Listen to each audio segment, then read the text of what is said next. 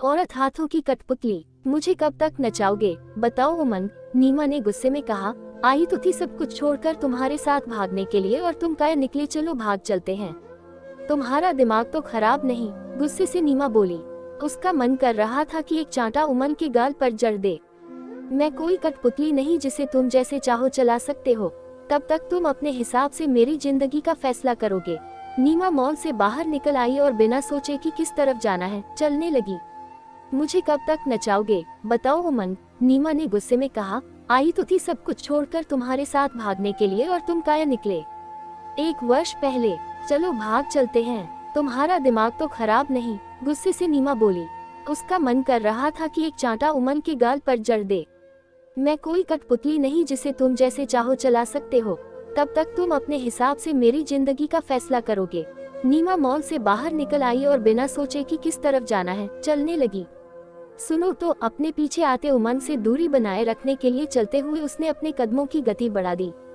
वह अब पल भर के लिए भी वहां रुकना नहीं चाहती थी। उसे इस बात का अफसोस होने लगा कि वह आई ही क्यों। उमंग ने बहुत अनुरोध किया था कि बहुत दिन हो गए हैं, मिले, मॉल आ जाना, वहीं बैठकर गपशप करेंगे। पता नहीं क्यों चली आई थी वह भी दौड़ता हुआ और उससे सटकर चलने लगा। हर इंसान की डोर ऊपर वाले के हाथ में है जहां पनाह, पर तुम्हारी डोर मेरे हाथ में है। क्योंकि तुम मेरी प्रेमिका जो हो, क्योंकि तुम मुझसे बेइंतहा मोहब्बत जो करती हो। उमंग ने फिल्मानंद के संवादों को नाटकीय अंदाज में कहा और उसका हाथ पकड़ लिया। रुको तो, कार पार्किंग में खड़ी है, मैं लेकर आता हूँ, तुम्हें छोड़ दूंगा। झटके से हाथ छुड़ाते हुए वह बोली, कोई जरूरत नहीं है, मैं अपने आप जा सकती हूँ। वैसे तुम अब भी कितनी बड़ी गलतफहमी पाले हुए हो। मैं तुम्हारी प्रेमिका थी, पर अब सोहम की पत्नी हूँ। थी और है का फर्क समझ में तो आता ही होगा। पत्नी चाहे सोहम की हो, पर प्यार तो मुझसे ही करती हो। देखो जो हुआ उसे भूल जाओ। मैं मानता हूँ मुझसे गलती हुई है, लेकिन सच तो यह है कि मैं तुम्हारे बिना नहीं रह सकता। मैं उस समय डर गया था नीमा, लेकिन अब मैं पीछे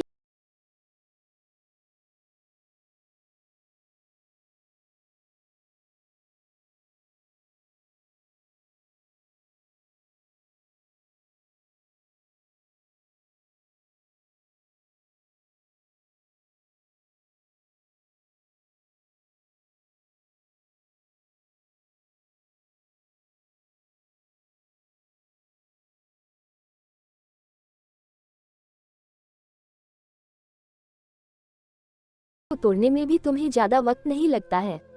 मैं नौकरी छोड़ूं या नहीं, इसका फैसला तुम कैसे कर सकते हो। अरे बाबा सॉरी, पिछली बातों को भूल जाओ, चलो भाग चलते हैं।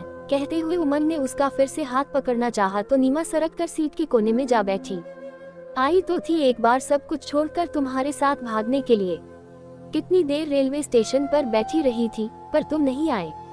काया निकले तुम। घर पर शादी की सारी तैयारियां हो चुकी थी और मैं बावरी तुम्हारे प्यार में अंधी होकर सब छोड़ तुम्हारे साथ भागने को तैयार हो गई थी।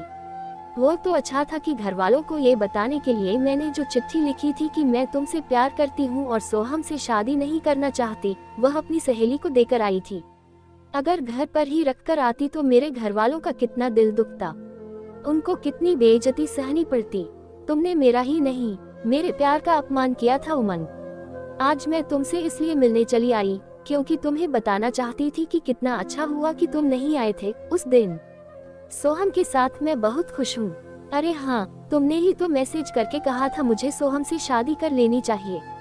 आखिर तुम कब तक एक कठपुतली की तरह मुझे नचाते रहोगे। मैं तुमसे प्यार नहीं करती। तुम झूठ बोल रही हो नीमा। तुम्हारी आंखों में आज भी मेरे लिए प्यार झलकता है। अपनी आंखें टेस्ट कराओ उमंग, वो उठते हुए बोली। मैं तुमसे बहुत प्यार करता हूँ, प्लीज मेरा साथ मत छोड़ो। मैं वादा करता हूँ इस बार कायरों की तरह तुम्हारा साथ नहीं छोड़ूंगा। और हाँ, इस बार तुम्हें रेलवे स्टेशन पर भी इंतजार नहीं करना पड़ेगा। मैं फ्लाइट से टिकट बुक कराऊंगा। उमंग की आंखों में आंसू थे और वह उसे तब बहुत दयनीय लगा। ठीक है, तुम टिकट बुक करा लो, मैं आ जाऊंगी, लेकिन तब तक कोई फोन मत करना। मैं नहीं चाहती कि सोहम को किसी तरह का शक हो। मुझे पता था नीमा, तुम ही मेरे बिना नहीं रह सकती हो। सोहम से तुम तलाक ले लेना, वैसे भी वह तुम्हारे लायक नहीं है। मैं उससे कहीं ज्यादा कमाता हूँ। मिलते हैं फिर। नीमा ने एक ऑटो रोका और चली गई। उमंग की तो खुशी का ठिकाना ही नहीं था। उसने जल्दी से टिकट बुक कराई और नीमा को भेज दी। मंगलवार की दोपहर 2 बजे की फ्लाइट थी। उमंग इतना उत्साहित था कि 11:30 बजे ही एयरपोर्ट पहुंच गया था। चेक इन का समय हो गया था पर नीमा नहीं पहुंची थी। उसने सोचा शायद ट्रैफिक में फंस गई होगी। 12:30 बज गए तो उसने फोन किया। फोन स्विच ऑफ आ रहा था। उसे घबराहट होने लगी, कहीं कुछ हो तो नहीं गया, कहीं सोहम को पता तो नहीं चल गया। 1:30 बज गया था। उसके नाम की अनाउंसमेंट हो रही थी, लेकिन वह नीमा के बगैर कैसे जाता। बहुत झुंझलाहट हुई उसे। नहीं आना था तो पहले ही मना कर देती। इतना इंतजार करवाया, अचानक वह चौंका। इंतजार तो उसने भी कराया था उसे, वह भी तो नहीं आया था। जब उससे शादी करने के लिए वह अपना घर छोड़कर आ गई थी और घंटों रेलवे स्टेशन पर बैठी रही थी। मैसेज फ्लैश हुआ, मेरे लिए फैसले लेने का हक तुम बहुत पहले खो चुके हो। अच्छे से समझ लो, मैं तुम्हारी कठपुतली नहीं जिसे तुम जब चाहो जैसे चाहो नचा सकते हो। मैं तुम्हें एहसास कराना चाहती थी कि इंतजार करना कितना तकलीफ देता है, भरोसा टूटना कितना दर्द देता है। ये बात अच्छी तरह से समझ लो कि तुम किसी के प्यार के लायक नहीं हो। आइंदा कभी किसी तरह का संपर्क करने की कोशिश मत करना। उसे लगा नीमा ने एक तेज चांटा उसके गाल पर जड़ दिया है।